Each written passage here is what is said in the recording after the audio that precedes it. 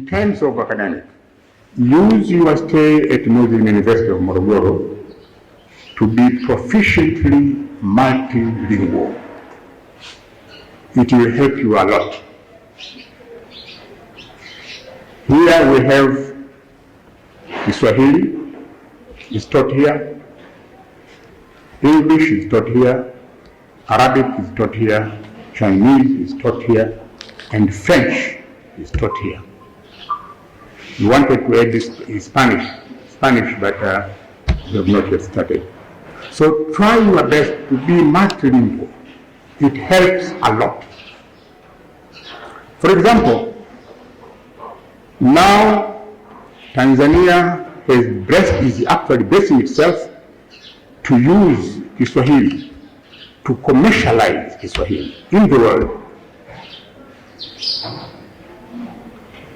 But now you cannot do that if the only language you know is Kiswahili alone. Let me tell you, in my career, I have been to the United Kingdom, University of London, the US, several universities. At Oxford, at Duke University, and other universities in the US. All the teachers of Kiswahili I found are Kenyans. All of them. Except in Sweden, where I met Professor Abdulaziz Lodhi. But the rest are Kenyans. And when I talk to them, they don't know the language. But they are the people who teach Kiswahili in the US. The vast majority of them. In Kenyan, of course, I found one Zanzibari lady. But the majority are Kenyans. Why?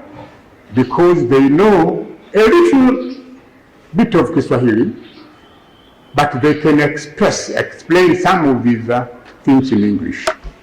And this has allowed them, has given them opportunity to be teachers of Kiswahili in the world. Now, even recently when South Africa decided Kiswahili should be part of the curriculum, as we are talking now, teachers are from Kenya. So you can have advantage if also you learn other languages. If you combine, say, with Arabic, with Chinese, French, and so on, with the ability to communicate in more than one language.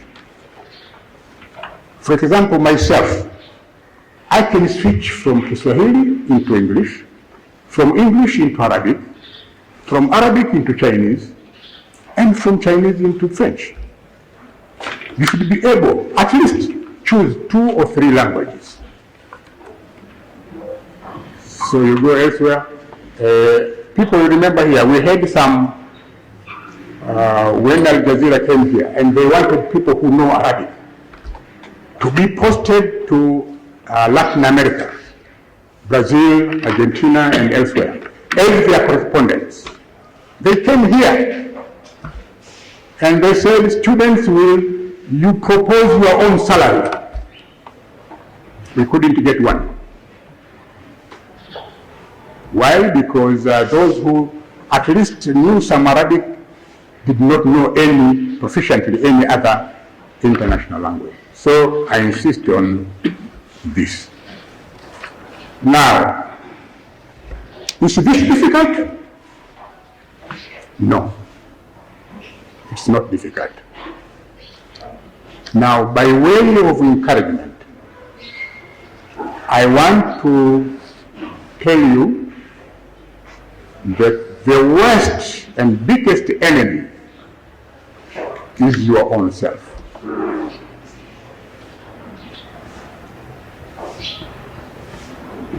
Why? Because of the psychological power of something known in psychology as autosuggestion. Autosuggestion. Every human being has autosuggestion.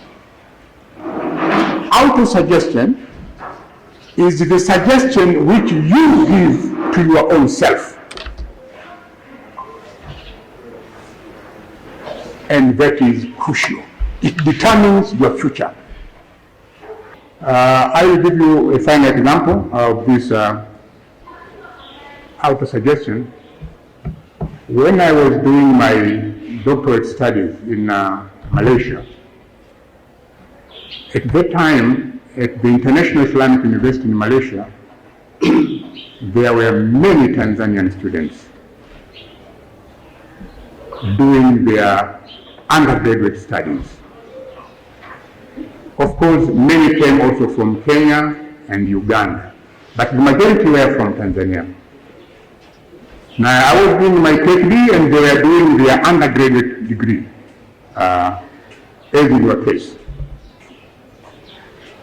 Now, one day, because I was older, one day I was some sort of their guardian, but different university.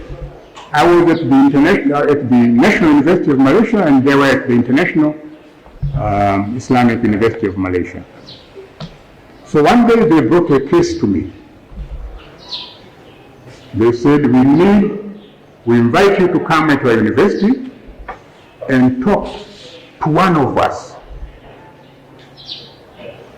I will not mention his name. If I mention him, you will know, because now he's here in Tanzania doing very fine.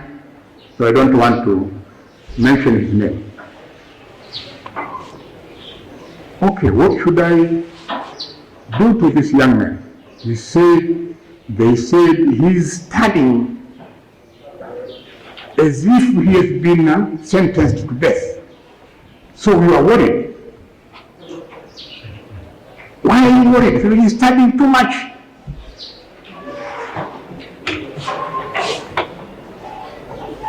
So I went. This young man, I asked him, your friends are saying you are studying just too much and they are worried that you may go mad. So they invited me to talk to you. Now this young man wanted to break what in that university was a taboo. In all subjects, #1 students were always Chinese, including Islamic studies.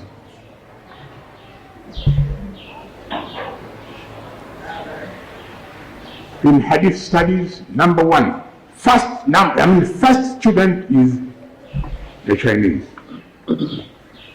Now he said, I want to beat them. People are saying it's impossible. So I'm saying it's possible.